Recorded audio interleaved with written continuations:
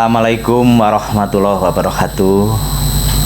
Saya Suwarjono SEMM selaku Kepala Dinas Pendidikan dan Kebudayaan Kota Malang.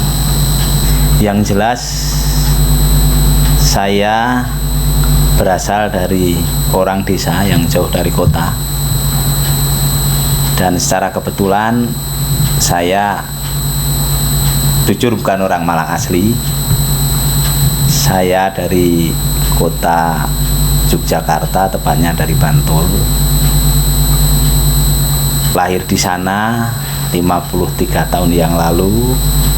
Kemudian menuntut ilmu mulai SD, SMP, SMA di Yogyakarta sampai kuliah S1 di Yogyakarta. Kemudian tahun 1996 saya mengadu nasib untuk mengais rezeki di Kota Malang. Kemudian daftar CPNS, alhamdulillah saya diangkat. Dan pertama saya ditempatkan itu di Dinas Pendidikan dan Kebudayaan di cabang dinas Kedung Kandang saat itu tahun 1996. Untuk perjalanan karier saya, yang jelas saya bukan Arema asli, walaupun sekarang sudah Arema. Kemudian saya lahir di kota Yogyakarta, selatannya kota Yogyakarta di Bantul 53 tahun yang lalu. Saya menempuh SD, pendidikan SD, SMP, SMA, perguruan tinggi. Dan perlu kami sampaikan, saya adalah orang yang paling diuntungkan karena saya lahir di kota pendidikan, kota budaya. Dan saya mengabdikan diri saya setelah saya dewasa juga di kota pendidikan, kota budaya di Malang. Nah, ini kan merupakan keberuntungan buat saya.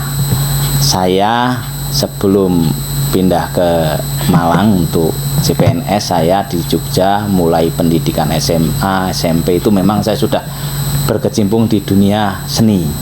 Ya. SMA saya pemain ketoprak.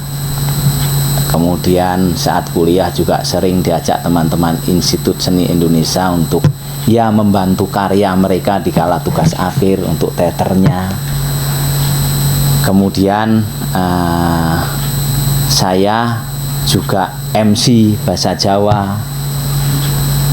Setelah 94 saya lulus sarjana, kemudian saya 96 saya daftar di Malang, saya diangkat menjadi CPNS di Kota Malang ini.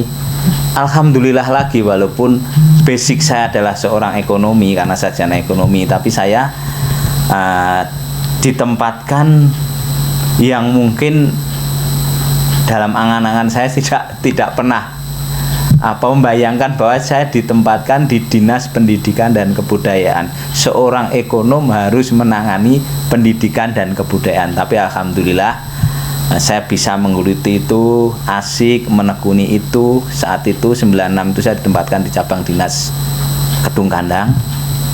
Kemudian 1999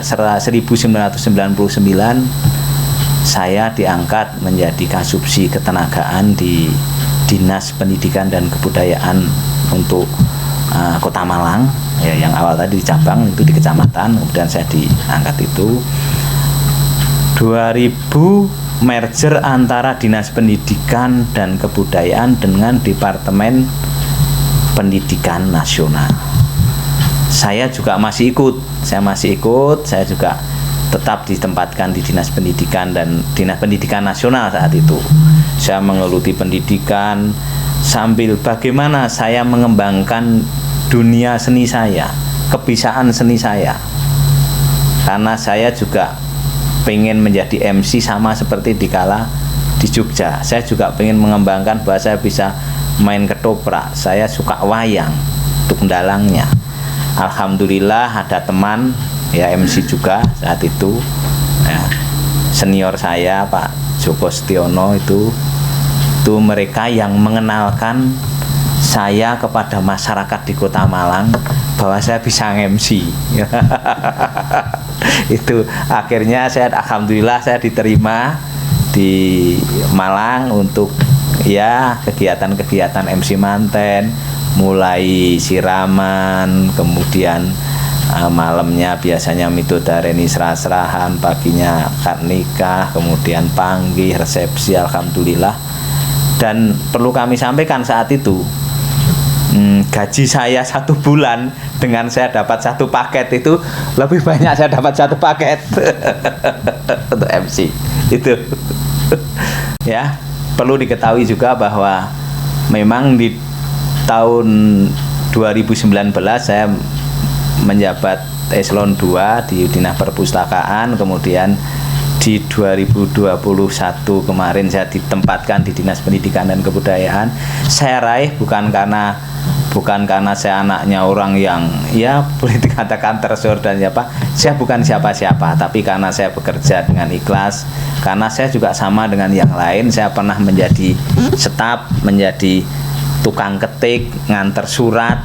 Ya, jadi tingkatan demi tingkatan saya lalui itu karena alhamdulillah apa yang saya lakukan itu, satu, saya melakukan kerja itu dengan ikhlas, jujur. Perintah pimpinan itu yang harus saya lakukan. Dan yang paling membahagiakan buat saya adalah bahwa persaingan pekerjaan untuk jabatan di Kota Malang ini adalah keprofesionalan. Bukan karena anaknya siapa, bawaannya siapa, bukan, tapi karena profesional itu. Perlu kami sampaikan juga bahwa di Kota Malang ini, di Dinas Pendidikan dan Kebudayaan ini, kami punya satu museum, yaitu Museum Pupurwo. Ini jarang dipunyai oleh kabupaten kota yang ada di Jawa Timur dan bahkan di Indonesia. Dan juga punya museum pendidikan. Untuk Museum Empu Purwo sendiri, perlu kami sampaikan bahwa dengan perkembangan zaman yang anak-anak kita milenial yang mohon maaf sekarang ini sudah melupakan budi pekerti, sopan santun, mohon maaf kalau kita menyuruh anak-anak kita aja terkadang hanya dikasihkan dengan tangan kiri, padahal kalau budaya kan sopan santun harus pakai tangan kanan. Masih mendingan kalau dikasihkan, terkadang dilempar, Pak. Nah, itu hal seperti itu kan harus mulai dini harus kita ingatkan bahwa nanti biar generasi kita itu tahu unggah-ungguh, tahu budaya.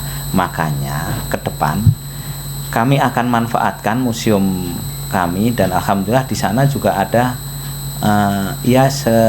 semacam studio mini lengkap, ada gamelannya, dan alhamdulillah ruangannya juga terpenuhi, sound system ada. Lah ke depan kalau sudah tidak ada pandemi lagi, kami akan jadwalkan kepada anak didik kita, dan ke depan juga akan kami kasih satu pakeliran. Nah, adik-adik kita mulai SD, SMP kita jadwal.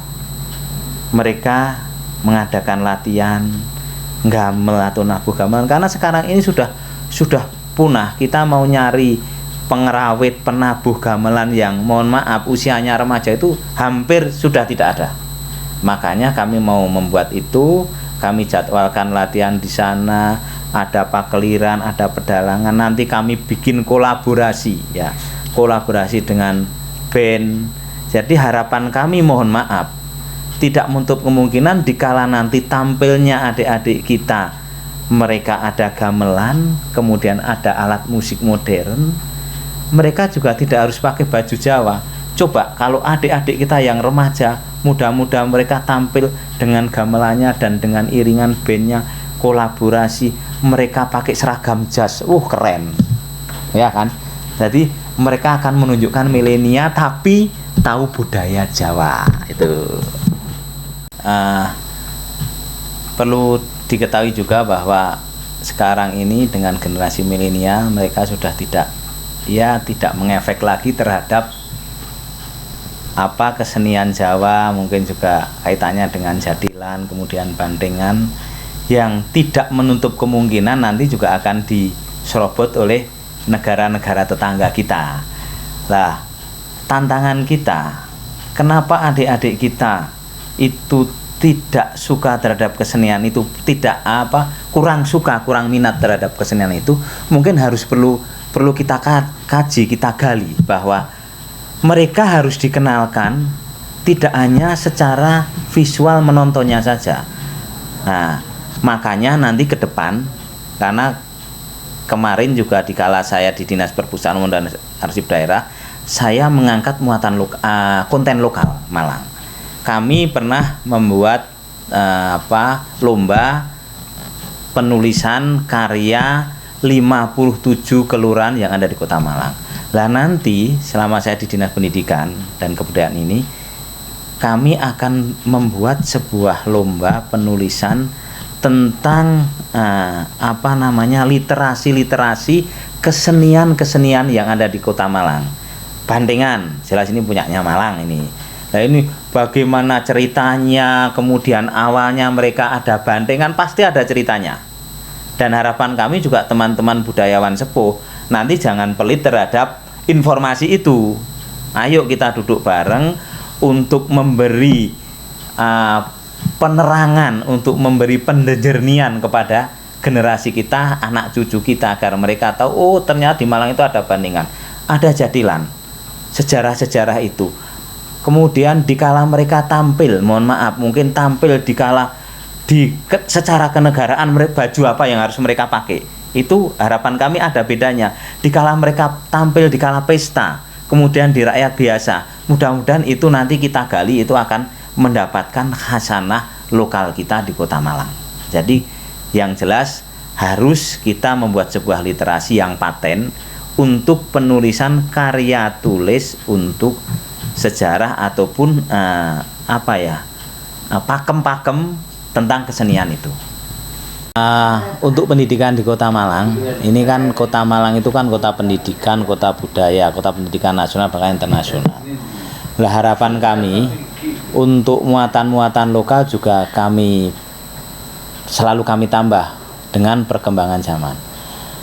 Untuk seniman dan budayawan itu juga nanti akan kami pakai untuk mereka bisa mengajar. Caranya bagaimana? Kami nanti akan membuat sebuah kurikulum muatan lokal, di mana insya Allah ini baru pertama di Indonesia. Kami akan buat kurikulum muatan lokal toleran, kurikulum toleran, kota bertoleran. Nah ini belum ada, ini insya Allah baru di Kota Malang, ini masih kami godok. Nah ini toleran itu kan satu, bahwa anak didik kita itu mulai awal harus tahu toleran agama, dari segi budayanya kami masukkan, dari segi seninya kita masukkan, budi pekertinya kita masukkan. Memang sekarang sudah ada muatan lokal bahasa Jawa, tapi menurut kami belum selengkap yang nanti kami buatkan untuk kurikulum muatan lokal lewat kurikulum bertoleran itu. Kenapa? Karena nanti kalau itu sudah kita terapkan, sekian tahun yang akan datang, mohon maaf, antar umat agama pun juga tidak akan ada perselisihan. Jadi mereka di sini bersembayang di gereja, di sini di masjid berhimpitan, itu insya Allah kalau anak didik kita sudah kita sadarkan lewat kurikulum itu, insya Allah sudah aman. Yang jelas Malang ini kan semboyannya untuk Indonesia dan dunia. Nah, makanya kita juga harus membuat sebuah hak paten ataupun muatan lokal kita, bahwa di Malang ini kota pendidikan yang berbudaya, kota pendidikan yang berbudaya dan berkesenian. Makanya ke depan harapan kami, karena pendidikan yang kita terima di sekolah itu kan dikala nanti kita dewasa tidak mutlak kita pakai untuk hidup kita bermasyarakat, mencari mengkais rezeki. Pasti hidup sosialisasi masyarakat itu yang paling diutamakan. Kalau kita sudah mempelajari budaya, mempelajari seni, akhirnya kita tahu budi pekerti, unggah ungguh ya, dengan sesama, kemudian dengan atasnya yang sepuh. Lah itu nanti akan tertanam. Dan mohon maaf, ke depan kita itu sekarang sudah membuat sebuah kampung tematik, kemudian ada di heritage kayu tangan. Nah nanti kalau adik-adik kita itu pendidikan juga dengan seni, mereka nanti akan kita buatkan tempat-tempat di sana untuk mengapresiasikan apa yang mereka bisa, apa yang mereka punya. Karena mohon maaf, budaya apapun, kemudian kesenian apapun, sepanjang termasuk main bola pun ya, sepanjang kita tidak berlatih, tidak sering tampil, kita akan kaku. Tapi kalau diwadahi dengan ada panggung, ada tempat yang mereka bisa mengapresiasikan, di sana ada kampung di kayu tangan itu mereka yang menggoreskan kanvasnya bisa melukis di sana, yang gitaran, kemudian yang berkesenian. Lah di titik-titik itu nanti kami akan tempatkan itu. Jadi kita harus pahami bahwa kita dilahirkan di dunia ini ya. Kita sudah membawa bakat, kemudian apa yang saya bisa, cuma kan lingkungan itu mengarahkan ya. Kemudian kalau kita kembali lagi, kita itu belajar budaya, belajar berkesenian, belajar Jawa ya, belajar Jawa. Insya Allah kalau kita resapi, kita dalami, Jawa, budaya, kesenian itu sangat-sangat bermanfaat untuk kehidupan bermasyarakat. Nah, mohon maaf, di dalam tataran Jawa, budaya, kesenian itu kita diajari sebuah unggah-ungguh, sopan santun, harus menghargai dan sebagainya. Nah terkadang kita bagaimana sih? Karena makanya mohon maaf, terkadang ada orang yang berpendapat bahwa ya mendingan anak saya agak bodoh sedikit tapi sopan santunnya punya, ya itu lebih banyak, lebih bisa diarahkan daripada pinter tapi nggak punya unggah-ungguh. Nah itu yang harus kita mantapkan, bahwa mohon maaf tapi saya yakin ya, kalau mereka, adik-adik kita, anak-anak kita itu mulai dini sudah diajari budaya, diajari berkesenian, diajari Jawa tadi, toleransi tadi, insya Allah mereka